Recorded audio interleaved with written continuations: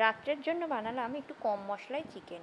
সামান্য একটু তেল নিয়েছি আর তার মধ্যে গোটা গরম মশলা একটু ফোড়ন দিয়ে দিয়েছি, এলাচ দারচিনি লবঙ্গ।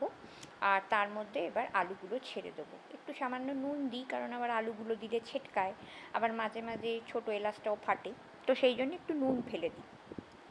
তো যথারীতি আলু ভাজাভাজি হয়ে গেছে।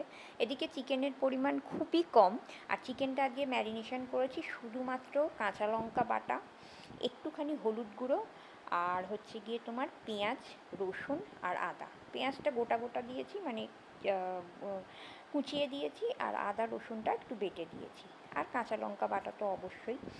বাস, আর ওপর থেকে আরও কয়েকটা কাঁচা লঙ্কা দিয়ে দেবো। একদম সিম্পল মশলায় করব, কোনো ধনে জিরে হ্যাং ব্যাং চ্যাং কিচ্ছু দেবো না।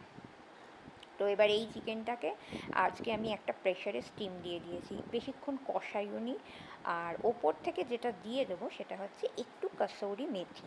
এই কসৌরি মেথিটা দিলে কিন্তু চিকেনের টেস্টটা কম মশলাতেও পুরো অন্যরকম হয়ে যায়। তো কম মশলায় আমার চিকেন রেডি, কারণ আজকে আমার ভীষণ হালকা পাতলা খেতে ইচ্ছা করছে। এই যে দেখতে পাচ্ছ, আলটিমেটলি এইটা দাঁড়িয়েছে, আর পাশে ফুটছে ভাত।